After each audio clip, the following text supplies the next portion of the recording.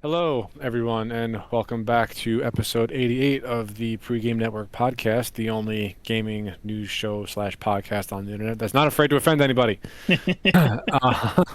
I am your host, Dan, joined by my bestest pal, Anthony, and Hello. we are here to talk about video games and how good they could be and sometimes how much they can completely fucking suck. The Uh, industry and all that wonderful stuff. Oh, yes. Uh, we will start with what we've been playing this week and then just move on to the news proper as usual. So, without further ado, Anthony, what have you been playing this week? It's been a pretty stacked week for me. I had one of those weeks where I flip around the different libraries that I have open and just play things at random until something sticks. Okay. Let's see. I had this game downloaded forever. I never played it. It's called Wobbly Life, right? Okay. It's like this. You play as this little. It's almost like a buddy of mine called it like Grand Theft Auto, jokingly, and I'm just like, it's kind of Grand Theft Auto for kids. It's literally like it's one of those games where you play as like this little goober of a creature, and you go around, you do odd jobs around this open world map, and like you have buttons that are like dedicated to attaching and grabbing things, and it's really simple. I didn't put too much time into it, but it's like, it's the physics are fun where like things wobble and things move and all this kind of stuff. I don't know. It was okay for what it was. Somebody who is a little sillier than me would probably get more entertainment out of Oh, it. like me? No, not like that. And I'm not even like I'm kind of a silly guy in a lot of cases, but this one just didn't hold my attention. Maybe I was in the wrong mindset. Maybe it was a bit too simple. I don't know. But it wasn't terrible. It didn't offend me, so that's always good, right? Definitely says something. Yeah, I played. What else did I play? I played this game, Symphonia. It might have been called. I uninstalled it, so I can't see the spelling. It was basically, like a Hollow Knight kind of game. Okay. You play as like this creature. It's all about music and musical stuff. The soundtrack was very nice, but it's basically an intense platformer in a, I don't want to say Metroidvania, because number one, I hate that term, but number two, I think it was more straightforward, where you were kind of just going through different levels and doing all these different platforming things and tricks. There's a little techniques you get along the way, like there's a thing you throw where you can hop on it, so it's like you build momentum hopping around by throwing these things at walls and whatnot. You can stick into walls and fling yourself. It was all right for what it was, but it's like I have very little patience for that kind of platformer, just because at a certain point it becomes the stupid formula that crappy Celeste game did, where it's just like a bunch of jumps that are really like tight, but then they just threw a bunch of spikes around it, but the nice thing about this game, I guess it was Symphonia, once again I don't remember what it was called, but it was there was a little bit of puzzle elements to it, nothing intense, but like we had to put more thought into how you were jumping and stuff like that, so that was neat. Okay. And like I said, the music was very nice for what it was. Everything about that game, even though it wasn't for me, felt very well put together. Like the environment's really nice looking, the music was really good, the animation was fluid. I thought it was nice. That's good. Yeah. On a whim, because during like Black Friday sales, I picked it up because it was really cheap. I bought Tomb Raider Anniversary, which is the Oh, really? 360 like reimagining remake thing they did a while ago, right? Okay. And at the same time, I'm like, well, I may as well start doing comparisons, because when the new remake of Tomb Raider 1 comes out, I want to do a video comparing all the different versions. So I was kind of jumping between the early levels of Tomb Raider Anniversary and the first Tomb Raider game. I went out of my way to play the 1.0 disc, because Tomb Raider 1 got like 6 revisions as it was being released and re-released and whatnot. Mm-hmm. And my two takeaways is that I think they're both really solid games. Tomb Raider Anniversary feels shockingly cheap now. I only played it once way back, but it's just like, imagine like you look at a game like Tomb Raider and the reverence that gets, right? And then you look at the new remake that's coming out and the like alleged attention to detail it's getting and the budget of it, right? Tomb Raider Anniversary feels like a cheap early 360 game. Like, you know how okay. like there was like a period of time where like everybody was just like throwing shit at the wall to see what stuck, and like there's just some budget titles. Shockingly, this Tomb Raider remake kind of feels like that. Maybe I'll warm up to it as I go, but like it's just, I don't know. It feels cheap, even though I enjoyed it. Also, the music really sucks. It threw me the entire time, but maybe it gets better as you go along. Who knows what I remember? Okay. But for the original Tomb Raider, I appreciate it so much more than just watching my cousin playing it when I was much younger. Like I like going back into it for like the first time in probably like 8 years since I played the first Tomb Raider recently. Recent, if you had to call it that, or the last time I played it. I appreciate the controls way more, like the rigid tank controls with the acrobatics linked to different button presses and combinations. It feels so good to play, like shockingly. Like all of the like shortcomings are from me like fucking up button presses. It's never the game letting me down. I was stunned at how good this game feels going back. Like I thought, like because people like to meme on those older games like with tank controls or like rudimentary styles and whatnot for how they feel, but Tomb Raider 1 feels really, really good to play. What I didn't appreciate as much was the level design. The level design feels a little to me going back to it, but Okay. I only played like the first handful of levels in both just because like I said, I want to save. I want to go back and do them one at a time and the anniversary and all the different kind of stuff and I'll do a comparison on that. But no, it was really nice going back to that. What else did I play? You know what? I'll do the small one first, then I'll get to the more annoying one. Right before, like earlier today, just when I had free time, I played Clover Pit. Clover Pit? Why does that sound familiar? Because it's a newer game. Imagine it is what Balatro did to like poker and cards. Yeah. Clover Pit tries to do to a slot machine. So it's literally a roguelike slot machine where like over time you like the type of slot results you can get and the icons you get, you buff how much they're worth and all the combinations and all that kind of stuff, and you get like charms along the way that change your outcomes and whatnot. And if you fuck up, you die. It's not like it's ultra violent, unlike a Balatro. Like the implication is that like you get recycled or such into meat or something like that, and so it's I don't know, it's a roguelike. It's like if you want to sit there and like pull a lever on a slot machine multiple times and occasionally like get yourself set up with like modifiers so that you don't fucking die, Clover Pit's the game for you, I guess. All right, then. So yeah, so I played that. I don't know if I'll try I think there might be an ending because like I got to a certain point, it's like the mystery is unraveling. I'm like, oh god, am I gonna have to sit down and actually go through this whole thing? Well, we'll see what happens. And then I guess the last game I want to talk about outside of the rotation, because I played a lot of this stuff. The only game that wasn't on the rotation that I didn't play any of this week was Arc Raiders. I didn't play any Arc Raiders because we haven't played any Arc Raiders. We were doing other stuff, which I'm sure you'll get to, and then we'll talk about it. But the other game I played was a game about digging a hole, because I saw that and was like, oh, that's Oh, yeah. And I was just like, okay, it's a stupid little game. I'll put like 30 minutes into it. I was like streaming it to people, like look at this digging hole, and then something in my mind clicked, Dan. So for a period of time in as you like to call it, my gaming career, right? Yeah, I do like to call it that. You love calling it that. There was a period of time in between like me having all the consoles I grew up with, like the Sega Genesis, into the Nintendo 64, into the PlayStation 2, and all that stuff. And the period of time where I finally got an Xbox 360, and up till now, like in between that period of time, which was a very short, I want to say it was within the span of a year maybe, because obviously I still had the PlayStation 2 and I played all those games and whatnot, but it's when I got like my first laptop. Okay. And I played 2 games religiously. Age of Empires 3. Age of Empires 3 is one of them. Yeah, like Age of Empires 2, I was playing in that previous period, and up till now I still love Age of Empires 2, obviously, but Age of Empires 2 is part of that PlayStation 2 and beneath, because that's when I had it on the home computer and whatnot. Same with The Sims and World of Warcraft and all that. And the other game I played alongside Age of Empires 3 is a Flash game called, I think it was called Motherload. And that also sounds familiar.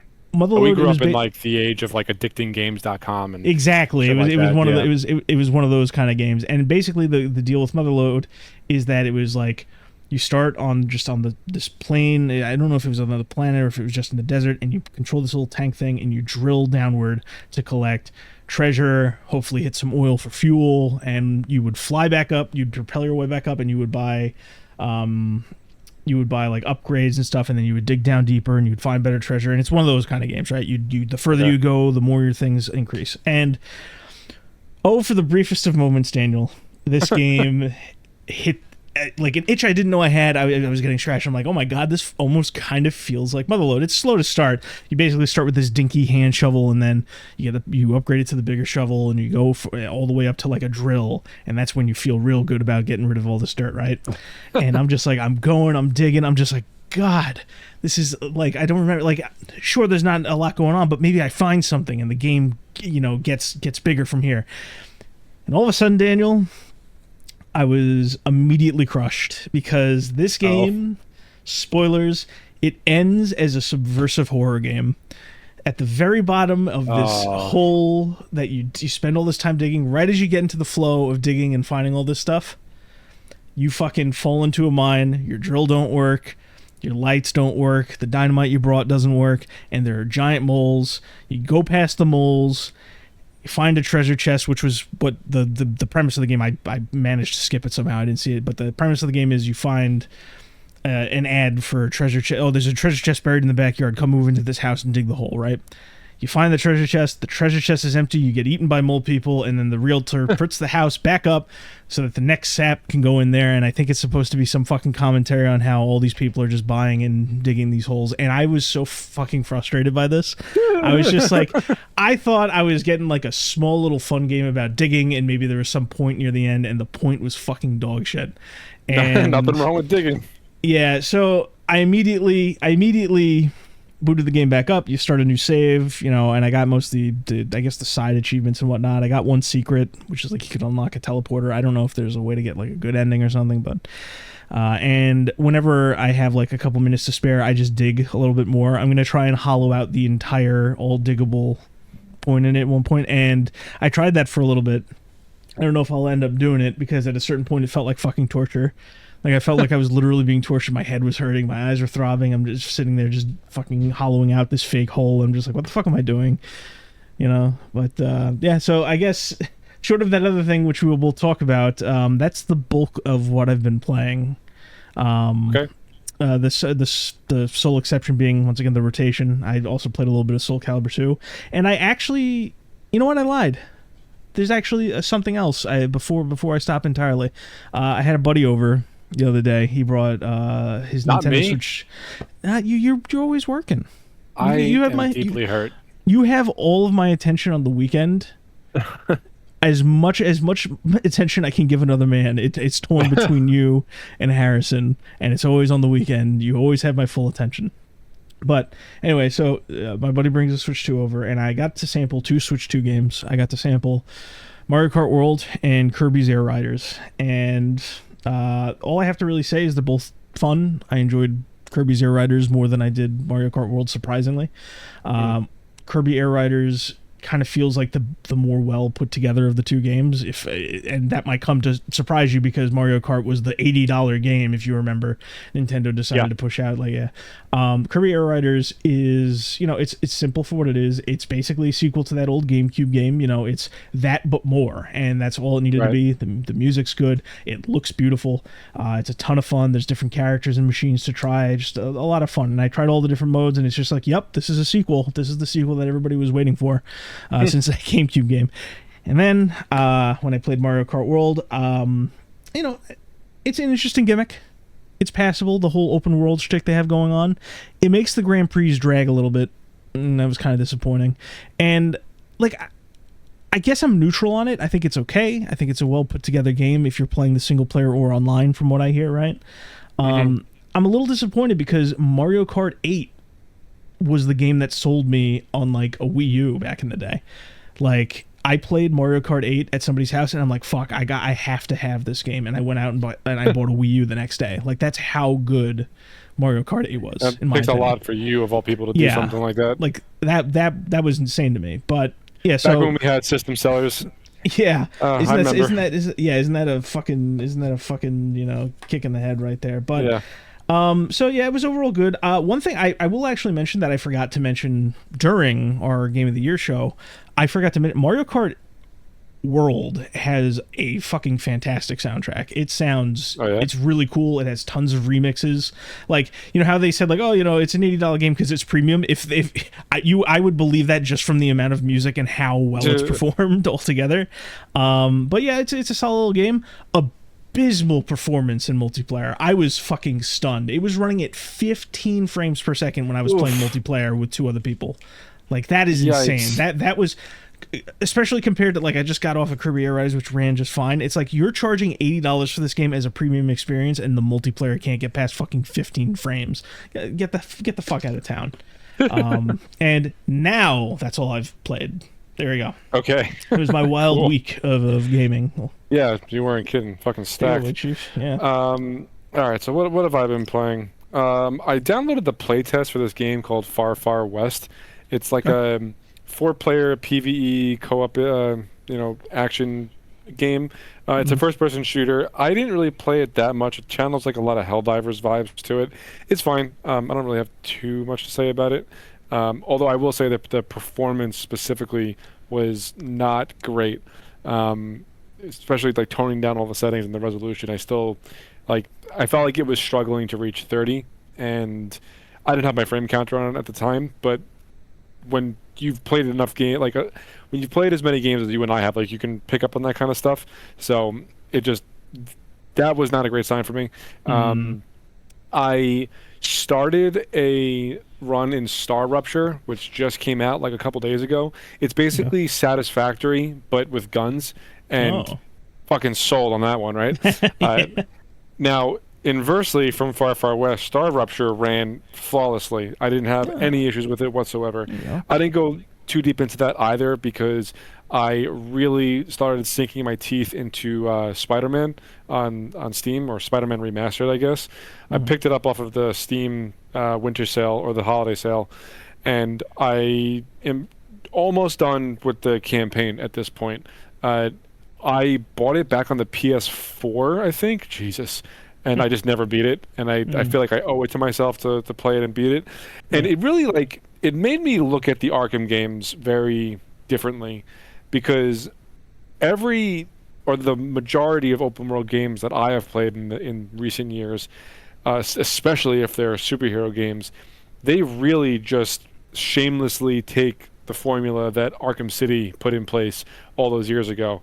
And it's really apparent that the Arkham games walked so that all these other superhero games and open world games can run.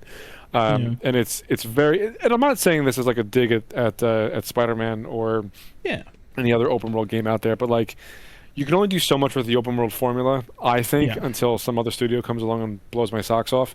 But from the confines of a superhero game, that you have these, extraordinary abilities, and it's got to fit within the confines of a video game.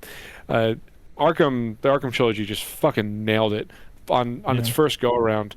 And what? I was just gonna say, it is worth mentioning that as much as I like City's overall style, and you are correct in saying that it influenced a lot, it is worth mentioning that Arkham Asylum had more of a Legend of Zelda kind of layout as far as the world structure goes, which was also good. I thought Arkham Asylum was good. It was great also. Right. Well, I'll give you that. Arkham City was much more of a open world experience. I think Arkham Asylum, closer to hub and spoke, I want to say.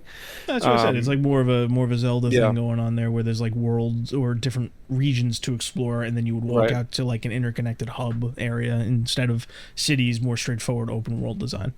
Yeah. So anyway, just to kind of move it along, I've been playing a lot of Spider-Man. I'm almost done with the story. I've gotten really good at the combat. It's a lot of fun. It really does a very good job of fulfilling the Spider-Man power fantasy. So the overwhelmingly positive ratings that it has on Steam, in my opinion, is well-founded. The only thing that I have not particularly liked so far is some of the voice acting and the tedious puzzles, I'll say, of connect this circuit, match this DNA, whatever. I skip it. It's an accessibility option in the menu. I don't have any patience for it, and it doesn't give you any rewards if you do it faster or something. So anyway, yeah, Spider-Man Remastered on PC, really, really good. I will probably finish it on Tuesday or Wednesday, I want to say, and then I can move on to something else. I have been playing a little bit of Arc Raiders this week, but not that much because I've been trying to get through Spider-Man. My experience in Arc so far has been, at least for this week, I don't want to say less enjoyable because that's not what it is. I have other things that I want to play, so like I have to put down one thing to play something else, obviously. But yeah, I'm waiting for them to like really add more content into Arc Raiders for me to really, I think, hardcore play it solo again. And then that goes back to what you said last week and the week before that. They just need to overwhelm us with content, and that needs to be their way forward at this point of the game. Beyond that, we started and are still playing through Split Fiction. Yes. And my, what a breath of fresh air that game is. It is so much fun. The exception of the characters. Yeah, to be as clear as possible, the gameplay variety, the fact that it tries multiple different things, the overall feel of the game, a lot of fun. The writing leaves quite a bit to be desired. Yeah. And I don't even mean like, and it's whatever. Like that's not why we're playing this game.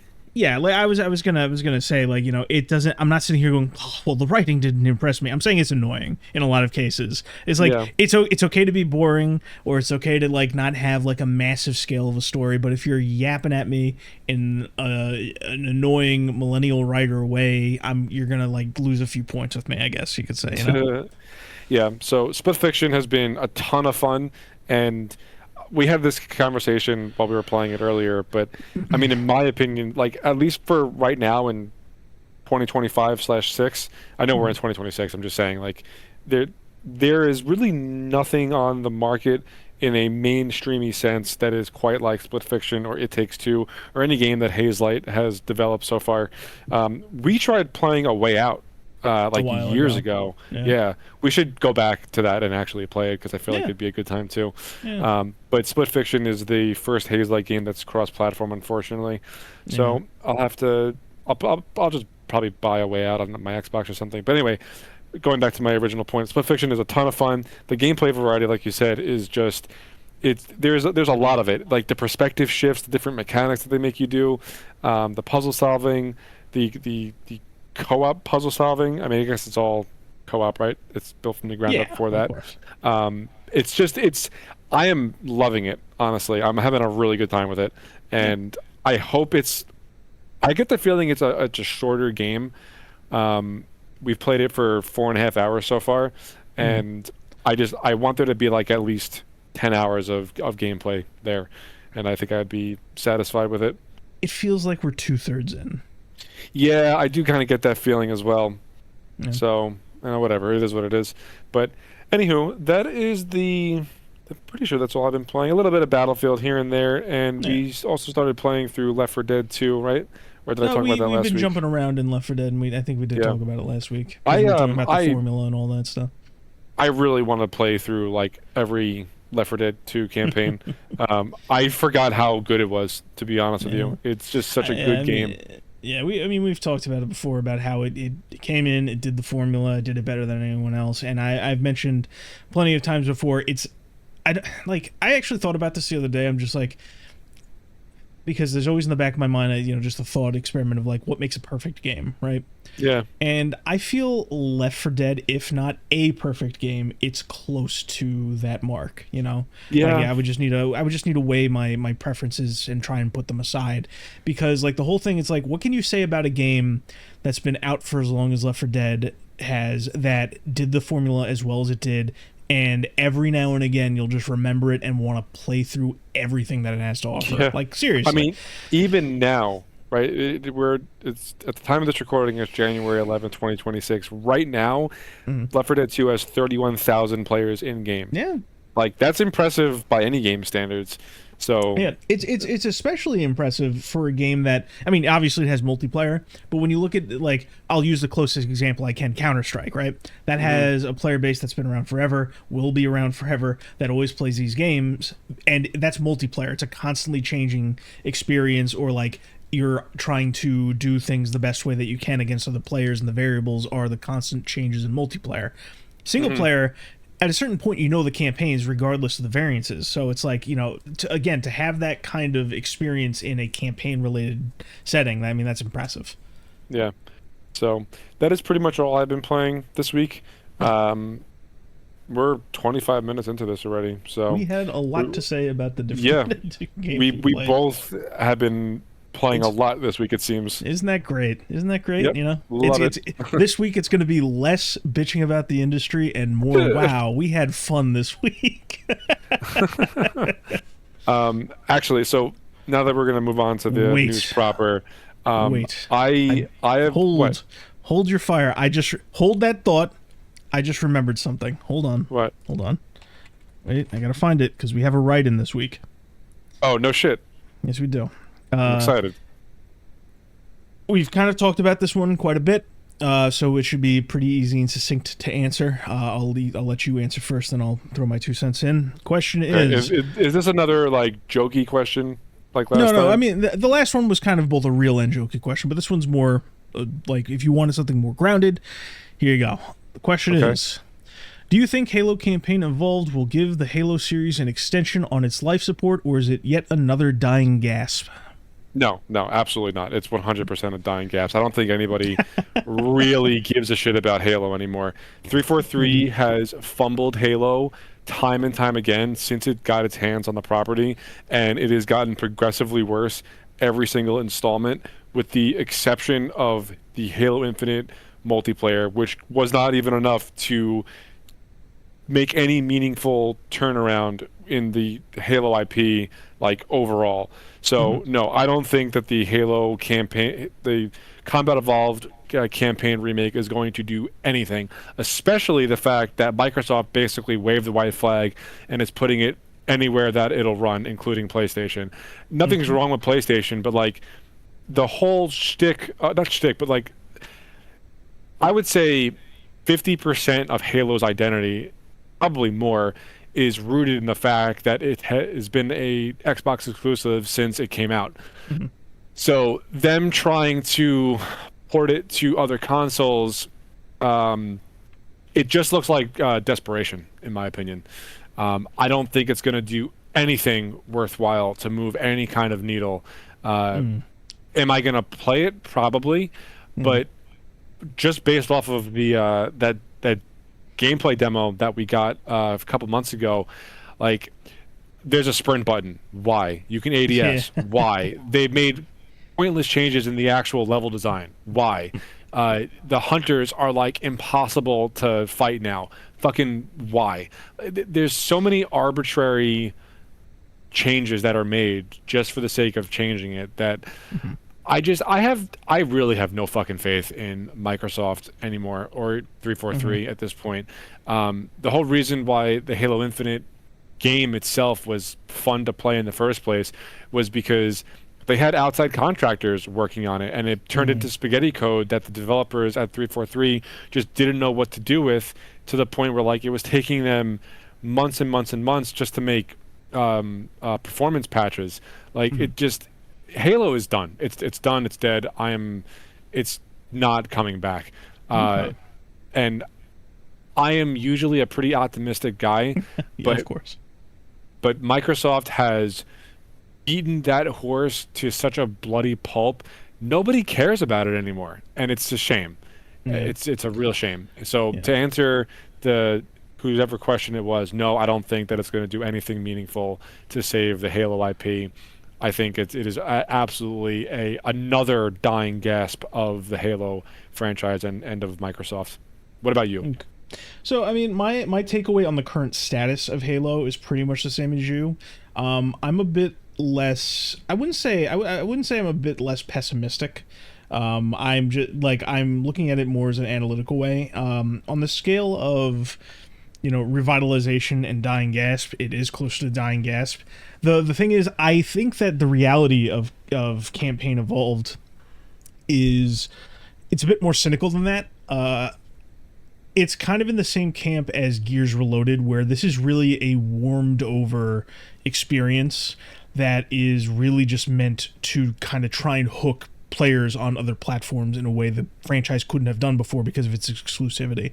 Yeah, but I mean, even if you didn't own an Xbox, you could still play everything on PC for years now, and it just hasn't gone anywhere. I don't think anybody cares about Halo anymore. Listen, I like I said, I agree with you with where the status is, and I'm not saying that Microsoft is right in this positioning. I'm just saying, like, I think that's where their thought process is. So this isn't like a Halo made in earnest for fans trying to right the ship. This creation is really just designated to try and get as much out of the IP as possible by making something palatable in the sense of, like, have you heard of this before? Have you seen it before? Oh, well, here you go.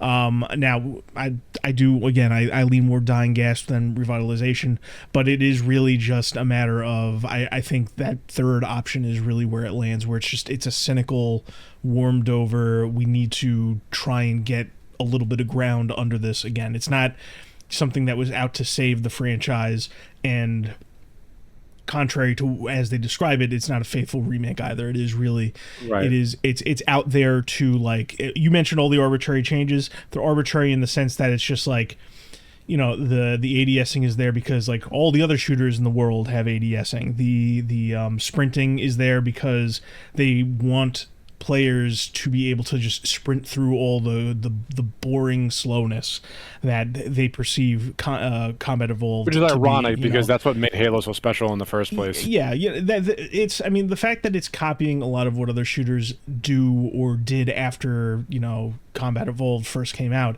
is like a warning sign. I mean, we talked about this already, really, as far as but it's closer to dying gasp, but I do think that there are plans in motion. There's already rumors that they're going to be remaking 2 and 3 as well. I would be more excited for that, but even then, like, I don't know, man. I think you've extracted as much blood from the stone that is the original trilogy as possible, just through the sheer existence of the Master Chief Collection. I'm sure when and if a Halo 3 remake happens, like, it'll have more swell just because Halo 3 was really just bumped up in resolution and frame rate, and even then there were some issues under the hood that we never really quite covered. But closer to dying gasp, and then it'll just be a humiliation ritual after that because I have no confidence in Campaign Evolved really doing anything meaningful to the brand or its reputation. I think whatever's next for Halo is misguided in so many ways, from the engine they chose, the team behind it, and there's already restructuring going on in that team. Not saying the old people that are leaving the team now were any good. They were red flags to begin with, but there's already restructuring. That game is so fucking doomed. It needs a team and a level of care. It needs a team the industry can't provide, and it needs a level of care that Microsoft doesn't seem to be willing to provide at the moment. So Halo Campaign Evolved. Yeah, there are other variables involved too. At least I feel that are still in play. Like, I really don't want to get too into the weeds on this because we're already a decent amount into the episode. Yeah. But one of the things that, in my opinion, that is just, like, stacked against the Combat Evolved remake is that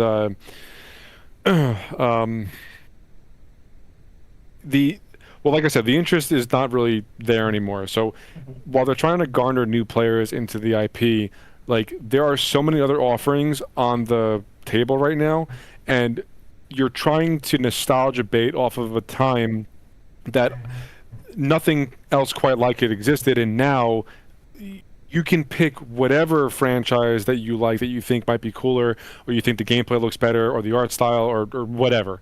Like, Halo doesn't have that X factor that it did when it first came out, and the only thing that I could see that the campaign remake is there for are for, like, the OG fans that still have this level of nostalgia that isn't attainable anymore, and so I don't think it's for new people. I at like a really high level, I don't even think it's for older fans. I don't know what the fuck this is for. So the disconnect, again, like I said, it comes from the fact that I do think it is for older for newer people.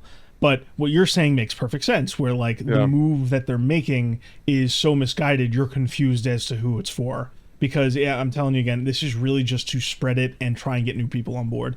They will sell it as it's meant for older players, and that's where a lot of the disconnect comes from. That on top of the fact that, like you mentioned, it's just like, as the Halo brand is right now, like, the first game just doesn't have the draw, you know? But, yeah, and to further your point, and before we move on, I guess, because we've said all there is to really say, is, like you said, like, there's so much else out there. That's completely true. And you know what really helps you just blend into the gray mush of all those different offerings? Adding, like, industry staples like Sprint and aiming down sights and all those quote-unquote quality of life updates. Yeah, exactly. So it's just it's closer to dying gasp. That's I think our takeaway. Yeah, that's the overall answer to that question. So whoever wrote in for that, thank you. I love answering community questions. Like, honestly, I really do. It's a good time. Okay, moving on to the news proper here. Now, I've been chomping at the bit all week to see what your take on this is, because I posted, so there was an article from Kotaku that came out that Machine Games is actively working on Wolfenstein 3. Now, a few months ago, I replayed Wolfenstein 1 and 2, or the New Order and then the New Colossus, and I really love those two games. I love the New Colossus probably more than the first one. Just probably like the scale of it, and I thought the writing is just excellent, and so was the voice acting. I mean, it's like not going to win an award for writing, but like as far as simple plots go, it was good. And the cast of characters really brought it all to life, and like the way it ended was a total cliffhanger, leaving it wide open to a sequel. So when I posted this article, you responded. I'm going to read your message verbatim. Believe it or not, I'm highly interested in this game's development and eventual release for reasons I'll elaborate on later. Anthony, fucking enlighten me. Because to my knowledge, like I'm sure you play them and like them like well enough, but like I don't think you like them as much as I did.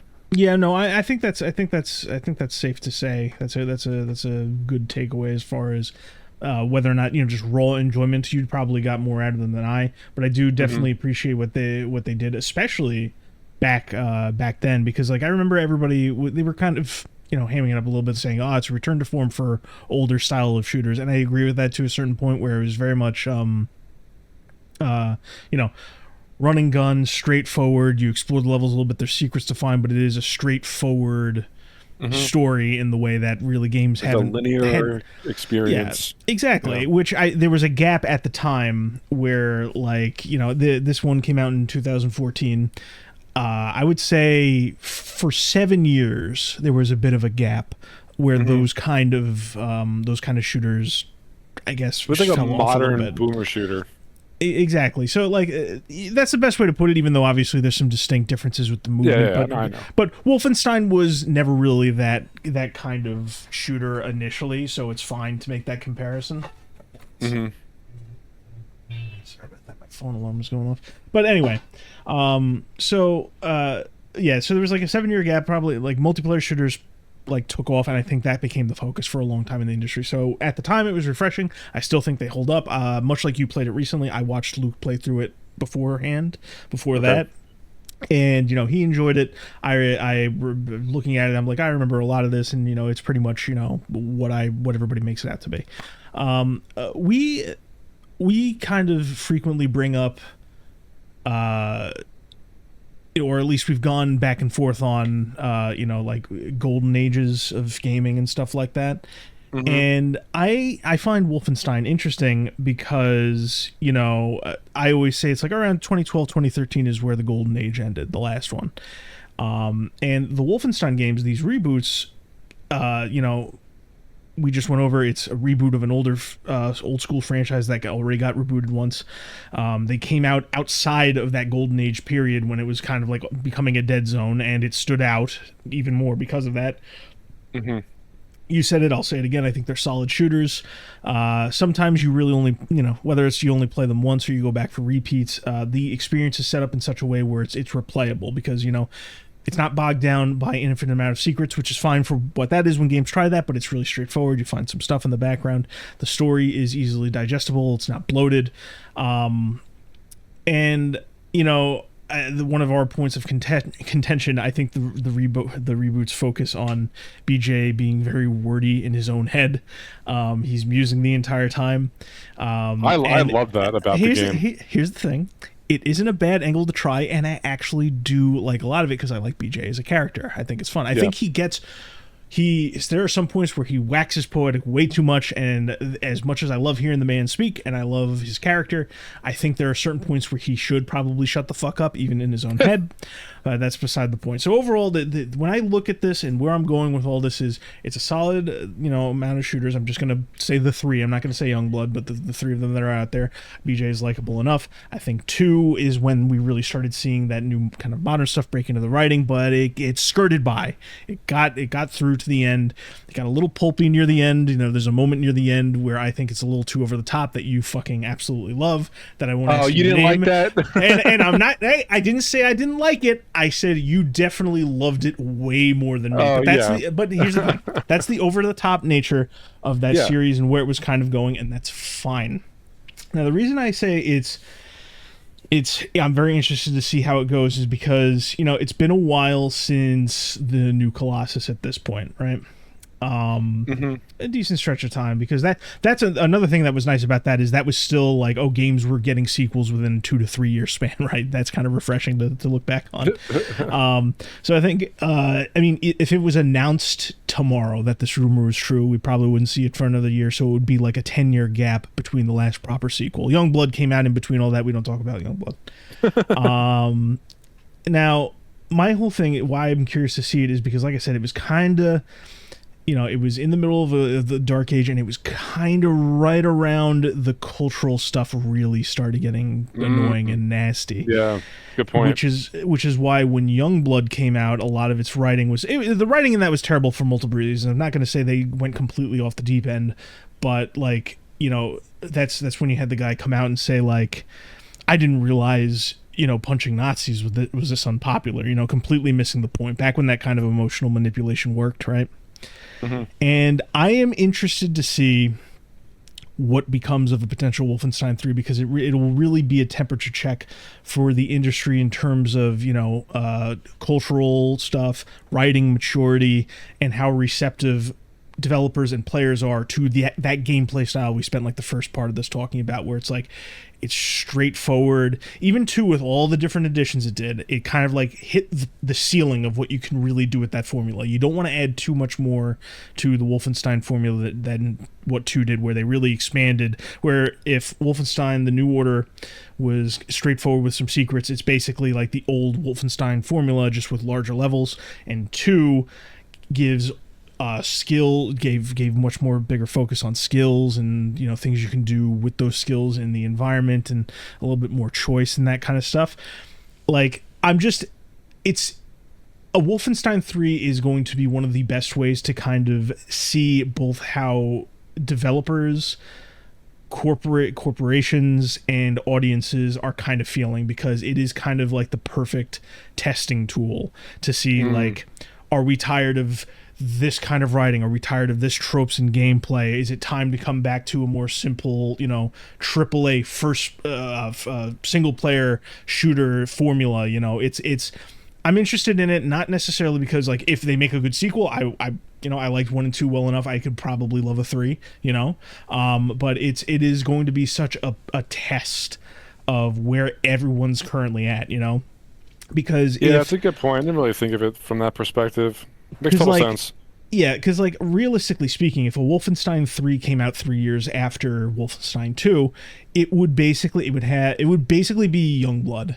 And what I mean by that is please like, don't do that. Yeah, like the gameplay would just be samey, generic. It would fall flat. It would be messy. Like you'd have all the like Youngblood. It was basically like an open world, almost like Destiny kind of thing, where you're running around and doing objectives and going to different parts of the world and hub worlds and stuff like that. The story was like it took a backseat, and what little there was cringe. It's just I want a Wolfenstein 3 to come out and people to say like, man, it is great to enjoy a single player shooter again. These guys haven't lost their touch. This feels great. And what I don't want to see is a cringe mess that kind of picks up where 2 left off, where like if 2 was hitting their head on the ceiling of what's really like as far as they can push it with gameplay and as annoying as they can get with story, I don't want to see Wolfenstein wait 10 years just to make a mistake as if it's like fucking 2020, you know? Yeah. I don't want to see that. So that's why I'm so interested in it, because it's going to be an interesting test of our reception as an industry to games of this nature, if they can nail another return to form and complete and hopefully close out the reboot trilogy. Not that I want Wolfenstein to go away. It's just you mentioned it's wide open to a sequel. I disagree in that I don't think there were sequel hooks to me. You know, if they never made a game following Wolfenstein 2, I would be like, okay, yeah, that kind of makes sense, because like it's open in the fact that like there are still things to do, but nothing is gripping you to be resolved, you know? And what little there was, they kind of ruined in Youngblood, where like, you know, Youngblood came out and it's just like, oh yeah, we're still fighting the Nazis like 20 years later. Like, what? No, you don't do that. I've definitely have said this before, but if everybody, including Machine Games, said, yeah, Youngbloods isn't really like it. That game doesn't exist. We're just gonna ignore it completely. Nobody would have a problem with it. I think they toyed with alternate realities briefly. Like there's like story stuff in Youngblood where you can talk to BJ and find Set Roth's writings or whatever, and they tease. So I would be completely fine if they just junked Youngblood. You can keep the characters and do them a different way, but I think they should just ignore Youngblood. I want to see like it would be such a grown moment from me if the writing sucked, the gameplay went too far, and you had a situation where one of the developers is whinging online about, oh, I didn't realize it was controversial to punch Nazis again, like as if that's what people have a fucking problem with, you know? It would just be such a groaner for me if that happened. Where is Machine Games based out of? Are they in the US? I think so. Where's Machine Games? Let me take a look. Yeah, because that would I feel like at least give a semi-decent forecast as far as what we can expect. They're based in Sweden. Huh. Oh, okay. So I didn't know that. I thought they were I thought they were in Europe proper, or if they were in the United States. So there's a pretty good chance that it's not going to be. I hope so. Cringy. You know what is ridiculous to me, and you may or may not disagree with me on this, but like I find it ridiculous that like there's the whole stigma around Nazis, right? It's just like it was a great evil. Everybody knows World War II happened, and there's been countless games where you go out and you fight the Nazis, right? When did we get like afraid of the swastika? Like, why is it like why can't you have games around those like topics? 2021, 2022? Yeah, that's so strange to me. It's like for years we had that. Like, that's another thing that would be. It would be like it would be another groaner to me if it's like after all this, Wolfenstein 3 comes out and they can't use the swastika. Like, we know what it is. It plastered all over the first and second games. Yeah, like I have limited like understanding about the fact that you can't do that in Germany. Actually, I think the law was lifted, but there was like a ban on that. Like you couldn't have it. You couldn't display Hitler or the swastika in Germany. I mean, makes sense. Yeah, I'm still against censorship, and that's censorship in my opinion. But it's like if I was to say like, all right, in the 5% of me that is, 95% absolute, like I'm not going to fight with the Germans as a country to put swastikas in their version of the game. As long as you keep it to your version, I'm not going to pick a fight with you. But so that's overall my take on it. Is my main thing is like I'm down for a good shooting experience. You know me. I'm like you. We sit down. There's a shooting game there. It's good. We'll play it. It's fun. Whatever. But also, I think for everybody involved, like from the reactions to how it's made and to the content, I think it would be a very interesting temperature check. Not that not an end all be all, but it would be interesting to see everything, because like it'll be a test of where we're all at.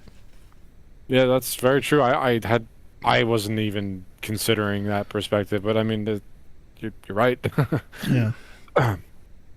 So yeah, we'll see how that pans out. But Yes. I mean, Machine Games is owned by Microsoft, and I just got through saying how much I don't believe in Microsoft's ability to make anything good right now. Yeah. So, oh man, well, we'll see what happens with that. Sure. You got anything? I have a bit of what kind of size do you want? Do you want like medium and ranty, or do you want small? You Uh, want- what do you feel right now? I could go either way. I'm primed and ready. Oh, You just tell me which way to. You tell me if oh, I'm good zigging or Lord. zagging. All right, give me something small. I'm gonna fire back with something medium-ish, and then you can go on your rant. All right. Ubisoft shut down one of their studios. Which one? Halifax Studio in Nova Scotia. Okay, what did they make? They were primarily dealing with mobile games, and like they Bye. had a hand in Rainbow Six Mobile and one of the Assassin's Creed spinoffs. The funny thing is, like, it's like, you know, you and me, we look at that and go like, you're probably not doing anything. It's almost like a Capcom Vancouver situation where it's like you make like one game every couple years and then you get handed all the mobile things. But what I find funny is, like, you know, this isn't really like a budgetary thing. It's not all that. It's plain as day why that happened. 61 of the 71 workers at that studio were voted to unionize just a month prior, and just they nuked them from orbit. Oh, And yeah, they're just like, well, and Ubisoft's like, oh, it has nothing to do with the union. Sure, it's only a month yeah, out, sure, you know, but right. yeah, it's Which they actually, that's a perfect segue. I didn't finish your thought, but it's a perfect segue. basically, all I was gonna say, they claim it's from ongoing streamlining and cost reduction, which obviously Ubisoft is in desperate need of, considering all the bullshit they've been going through. But it was 100% a union thing. I refused. I'm not. You're not pulling the wool over my eyes. That studio, it wasn't immensely valuable, but it's plain as day what happened Yeah. there. Like, come on. Yeah, especially when they're looking to sell. So, anywho, going off of the unionizing diving board, Rockstar, and so Rockstar is caught in a lawsuit or a legal battle with what is it? The Independent Workers Union of Great Britain, the IWGB. That union has doubled down on their stance against Rockstar, saying that they broke the law, firing all the employees that tried to unionize due to, was it the leak over a Discord chat? Yeah, there was a leak part of it too, and I read portions of that leak. It looks legit, and that's troubling for Rockstar, which is probably why they are pursuing. I mean, leaks in general they would pursue with violent legal action, but like this, it was notably bad for them. Yeah. So I mean, this is on top of the delay that GTA got hit with a few weeks ago. At this point, I mean, have you heard the rumors that they might delay it yet again? Yeah, I've heard rumors because it's there's a lot going on, and it's all, you know, hearsay. But like, I'm basing this off of my own experience with the leaks, where it's like I saw all of those initial leaked videos way before it got, you know, announced, and most of this sounds believable to me, where it's just like, oh, you know, they're doing full on interiors, they're doing this, that, and the other thing, and they wanted to polish it, they want it to be perfect and all this stuff. I'm like, yeah, that sounds like Rockstar, where it's just like they're reaching that point where, like, how much can they really do, you know, with just raw manpower. And the conclusion of that, what people are saying is like the last third or fifth of the game is not complete, not content ready, and it's like that's like for a perfectionist company. If you want to say what I will about Rockstar, they absolutely are. Yeah, well, say whatever I will about Rockstar and where they put their priorities, but they do that level of polish. You know, whether you like where it goes or not, you know, whether you think it's even or not, like they like the ridiculous shit they do. Yeah, it's like, but you know, it's that's not a good look to not be content ready even a year out, you know, because like then you have to refine it and sit there and sand it down for months, you know. Yeah, Rockstar is not Rockstar. GTA has reached that point for me where like either just fucking put it out or don't. Like I'm really starting to lose my patience, and I wouldn't call myself a huge fan of GTA anymore. But you know, just everyone knows that it's coming. Everyone knows that it's going to be like the greatest selling game of all time. So them just constantly pushing it back, it's burning more and more of that Rockstar goodwill that they've built up, and they probably don't even give a shit because it's Yeah. Rockstar. I will say that like they are worried about it because in the regardless of again game sales, reception, things like that, their stocks do take a hit, and if they delay it again, I think there's a very big implication in the market what will happen to their shares temporarily or otherwise. Yeah. I, But the only other comment I have on that is like you said, you wouldn't call yourself a fan, at least not anymore. I would say like we would probably still be into Grand Theft Auto if they didn't take fucking 8 years to make, and they it's not weren't even that. loaded. Like the GTA Online is like, it's it's just not my thing. Like 'cause Yeah, but that's the like type of game where you can just play the walk game. around, someone can walk up to you and shoot you in the back of the head, Yeah, and you like play that's it. Arc Raiders. Yeah, I know. I knew you were I'm gonna just, hit me with that. I'm just busting your chops a little bit, but I don't know. If you gave me experiences like Vice City and San Andreas and 4, hell, even 5, I didn't necessarily hate, But Hmm. if you were doing those like every 2 to 3, maybe 4 years most, like I don't know, maybe I'd be more enthusiastic about them. I do think there's a certain level of fatigue that'll hit. Like you said, I don't, it's not going to crash the game overnight or anything like that. I think at the way things are shaping up, I do think they risk not having as much financial success in the short term as just because like I'm not saying anything about sales and raw numbers. I just mean the raw cost that they put into the game to develop it. Like I'm sure they'll make it up in revenue down the line with online purchases, but I do think nobody wants to lose money even if you're profitable. And Huh. I think I think they're getting closer to like feeling that more than they would like. Do you think, for what it's worth, do you think they're gonna release it in November of this year, or are they gonna delay it again? If it weren't for that market value stuff, I would say without a doubt they'll delay it again. But I don't Yeah. know. I think aside from the market stuff, which I think is very important to them, I just think that they've delayed it too much already. I'm sure they're weighing it seriously right now. Let me put it that way. I couldn't tell you one way or the other, but they are. It is a serious consideration for them, is my guess.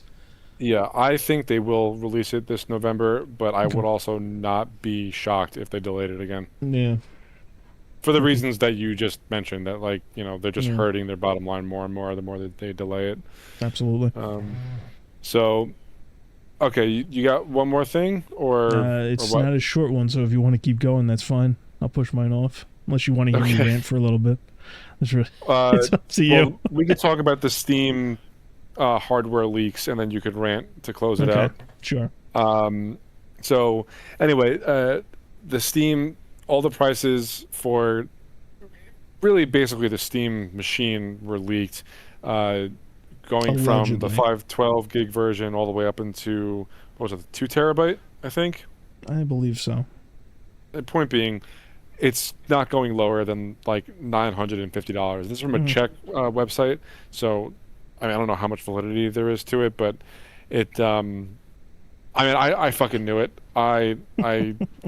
I'm not. This is not like an I told you so whatsoever. Yeah. Just based off of what they packed into the machine, the form factor that it's in, the current rising in hardware prices, um, and I guess that's really about it. But like the power on offer versus what computer parts are priced at now. Additionally, it's all custom hardware. Well, a lot of it is custom hardware. They had to engineer the shit out of this thing to make it fit into the form factor that it's fitting in. I'm not even a little bit shocked. I always thought it was going to be at least 1,000. Mm. So that it goes anywhere from like 950 to like 1,000 and 1,100. I want to say. hmm Hold on, let me I give mean me your that's thoughts, and I'll I find mean, out. overall, that's to be expected. I think our main discussion when we had it was mainly about like what makes sense for them if they wanted to break into certain markets and which markets would require which pricing and whatnot. Mhm. That sounds about right. As long as it runs stably, I mean, it will still have its enthusiast purchases and whatnot. The thing I find the most interesting is obviously we're talking about potential leaks and that's not really confirmed or whatnot. I want to see the effect that all the computer part prices going up has on this potential release. Like that's the most curious thing because the Steam machine's caught right in the middle of that. Yeah. So the 512 gig is 950, and the 2 terabyte, according to this site, is going to be 1070.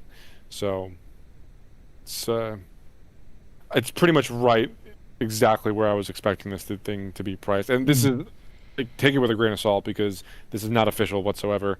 But I think it's pretty accurate if I had to take a blind stab in the dark. So, I mean, I don't really know what else there is to say about it. I really want to see what the real world applications and like performance are of this thing, because the form factor that they are putting it in Very is appealing. so nice. Yeah, it's such a nice little cube. But if, like, depending on what it can and can't run and how well, it's really going to be the deciding factor. So we'll see what happens, but I'm not shocked in the slightest. It's actually exactly where I thought that the price was going to land. Look at you, Deadeye. All right, give me an Anthony rant. I know you've been patiently waiting. Not necessarily. I was willing to push it off if we ran out of time, but so I just can you fit it in within 15 minutes? I will try my fucking darndest. Oh god, right. Okay, let's go. So, I'm putting on my seatbelt. This is going to be one of those tricky ones because it has to do with those kind of topics and form things that normal people find icky, and it's a game that I haven't gone out and played just because my rotation is full enough as it is, because when you pair those two things together, one makes you an easy target for, like, it's like, oh, what do you care about this, and the other one is basically saying, well, you don't even belong, so why are you talking about it? Daniel, a gacha game from Eastern markets got censored recently. Oh boy, here we go. Yeah. So I knew it was a good idea to bring a seatbelt. Yeah. So the game in question is called Brown Dust 2. It is a gacha game, as I mentioned. It's like an RPG light kind of thing, and how those gacha games work. You do rolls. Sometimes you buy costumes with premium currency, and there's always a pull. Is the gameplay, is the characters, the story. Brown Dust is one of two gacha games that I would say aren't mainstream but are very popular, and that are also, they focus as heavily as possible on fan service without it being direct pornographic material. For context, and it will also add to show just how brazen they were about it and how they leaned into it and whatnot. I'm going to link you a short video. You can just skim through it while you're listening to me, or just watch it, of a billboard that they placed in Japan, just to kind of give you an idea of what their marketing of the game was. But basically, to kind of give you an idea of what was going on, in the recent year or so, a lot of these gacha games. A lot of these gacha games have been attempting to get onto the Steam platform, right? And Steam as a platform has two major issues. The major issues being, number one, payment processors have been targeting them, as we talked about all throughout last year, where credit card companies are basically getting them to change their guidelines. And two, Valve themselves have employees that are very skittish around certain topics. It's very easy for them to target, Japanese, Korean, and Eastern properties. I'm pretty sure Brown Dust is Korean. But there was even stories of a horror game from a Western developer getting censored because, like, it was aping off of, like, the slashers, like the Friday the 13th and whatnot, and the cover had a woman in a bikini facing the opposite direction, and like they had this weird, they like hit all kind of snags, and they basically needed to contact Steam support and different members of support. So, like, there's a lot of, like, biases in whoever you happen to run into that day. But this game in particular, Brown Dust, they really leaned into it, like, in a way that, like, I don't have a problem with it. Me, it's not my kind of thing. Basically, with this is, like, you see the way the character moves and whatnot, where it's, like, very fluid and whatnot. It uses a style where it basically, it's called live 2D, essentially, where, like, everything's very floaty in its movement, and it's all that kind of stuff. And every time a character would attack, a lengthy animation plays with it, almost like if you remember the old Fire Emblem game that you're familiar with, where, like, occasionally you would score critical hits and, like, a little animation would play. Imagine that, but, like, full, like, 2D animations would play for 5 seconds, and they're very on the nose. They're very, in your face with the fan service, the ecchi stuff. It's very erotically charged for most of the characters. Don't get me wrong. There's other characters in that game where it's, they're different flavors, whatnot. There's male characters and whatnot, and it's not all of it is like that. But that was the big selling point, and they leaned into it. And in December, they were, like many others, trying to get onto Steam. And they were rejected pretty handily, and they were told there was a list of things they would need to change. And they said something along the lines of, in response, they said, It's better to let the store kill our game than have our players kill it. And I'm just like, wow, that is a refreshing perspective. I was gonna say to have from a developer. That's got awesome. some balls. Yeah. Love to hear that.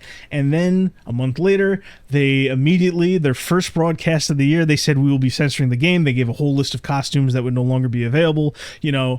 Stupid shit like, it's not even like, the first thing, I think I mentioned it to you on an episode I called Think of the Children. They like to pretend like these characters are not only real, but also children. But it's like, it's shit like, hold on, I'm going to send you this right here. They're just like, kind of nonsensical. They're just like, oh, that right. character on the left, you're gonna think that's a child, right? Like, what? No, that like who? Like, it's so basically what I'm getting at is they immediately turn on their fan base. They're doing it for the same kind of people who want to change what again, like I said, their lofty goal, as always, would be to get GTA banned. It's these same insane activists attacking payment processors who also have their own people who want to scream at these different things, and along the way you'll have these developers cave, and people call it bending the knee. The only reason I would call it that is because when this backlash happened, because like all their players are pissed now, they're uninstalling and whatnot, and they're online, it's refreshingly unanimously like everybody's rejecting this and saying this is a terrible idea. You just said you weren't going to change it for the wider audience. Apparently they flat out used the term they want to bring it mainstream at a certain point in there, so I'm just like, wow, they used all the wrong words for this, right?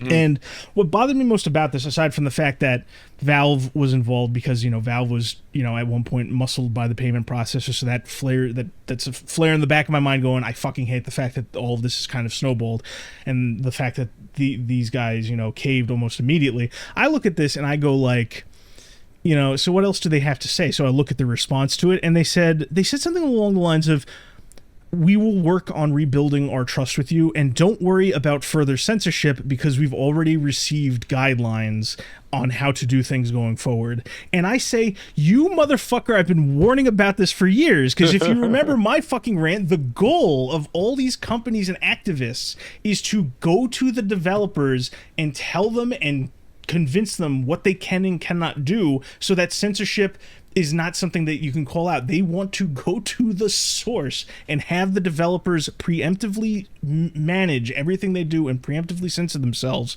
And they're essentially legitimizing the censorship that they are receiving, And I had this kind of like fucking, and again, I don't play this game. Again, I know people look at pornographic or ecchi material and they go, ew, icky, why are you defending the stuff like that? It's like, it's not even about this. These people, their white whale is Grand Theft Auto, and it's laughable to you, it's laughable to me, and there's a very, very, very minute chance of that ever happening, but they will always be working towards that, and they will take whatever they can get along the way. And it shows in games like this where it has its niche, it has its audience. I showed you the billboard. That's how they're still advertising the game, by the way, with these giant fucking billboards of like barely clothed characters, doing the thing, because that's what the people like. It's what the players want. They play to their strengths. So it's like, who, you said who's it for talking about games. I'm like, who's the censorship for? Like, what mainstream audience are you gonna? Because like the entire game's not censored. It still features a lot of this. You just censored some of it. Like, who are you appealing with? And the fact of the matter is, it's just another casualty in like this whole censorship push that's going on around globally. It's so strange to me. And the other thing to really note is there are other gacha games that aren't necessarily on the nose like this, and other games that are like this, that like basically say no, fuck off, and then eventually they get on Steam anyway, or they get on Steam and they offer like a patch or an unofficial launcher where it's like, oh, you can access all the content, this is just what we needed to do to get on the storefront. And it's like this underhanded way where it's like, why are the guidelines even here to begin with? Need I remind everybody that Steam sells pornography? So it's like, what are we doing here? So Yeah.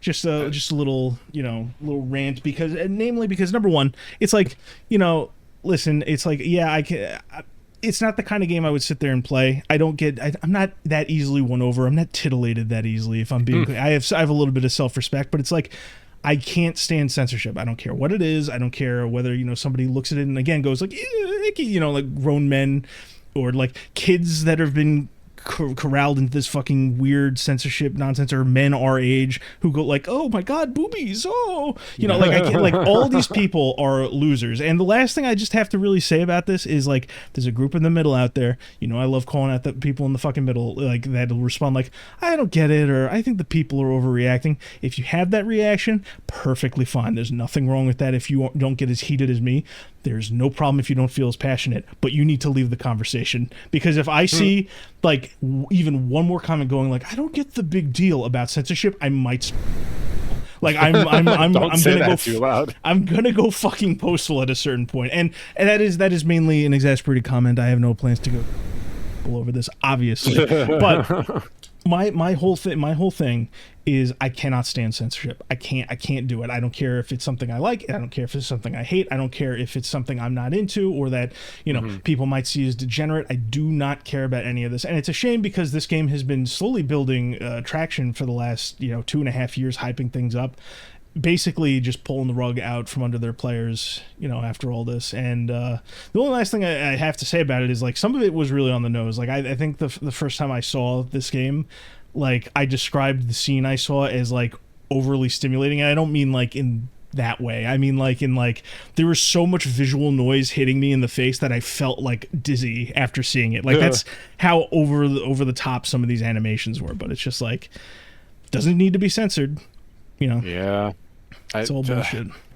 I don't think that's going to come to a close or a stop anytime soon. Oh, no. Of all the issues that we talk about, this is the one that's we talk about cultural stuff all the time, right? Everything out there has a fixing thing. Censorship is just it's a prevalent thing that's going to be around. I don't want to say forever because that makes it sound like defeatist, but I mean, like, the point of fighting against censorship, aside from the obvious ones where you're standing up for, like, people's freedom of expression, the creative force that is art, regardless of whether you find it tasteful or not, is the fact that there will always be people who just want to exert this power for whatever reason, be it activism, cowardice from being pressured by other people. It's always going to be out there. The goal is to minimize that and foster a culture where there are long, healthy periods of time where people can just do whatever the fuck they want when it comes to art, as long as you're not hurting anybody else, right? And right now it's going to be the hardest thing to fix because of how entrenched it is. Because you have activist groups yelling at payment processors, yelling at platforms, and along the way you have cowardly people. So it's without a big pain in the ass. People like you to constantly sound that alarm, I mean, it would never go anywhere. So yeah. I guess you got that going for you. I don't really know what else to say. Yeah, I mean, I wish there was more I can do. All I can do is just, like, rant about it when it comes up, and rest assured, if I'm ever in a position where I have more power to do more of that, I'll always do it. But in the meantime, I'm not going to shy away with it just because some people find boobies icky. Not I. Yeah. Love them. There you go. On that note, on the note of boobs, is it good as place as any to close this out? This has been episode 88 of the Pregame Network podcast. Got a healthy Anthony rant today. Always love those. Yeah, there you go. And a large segment today of what we've been playing. Yeah, was that not? I may have ranted today, but man, we played a lot of games this week. Yeah, played a lot of games Does that feel this week. good? Love it. Good. Yeah. Love it. So with that being said, if you're still listening, thank you very much for listening, and we will be back next week to talk about whatever other bullshit goes on this week. So yeah, stick around. Stay tuned. That's it. The end. Bye. Get out. Bye. Bye.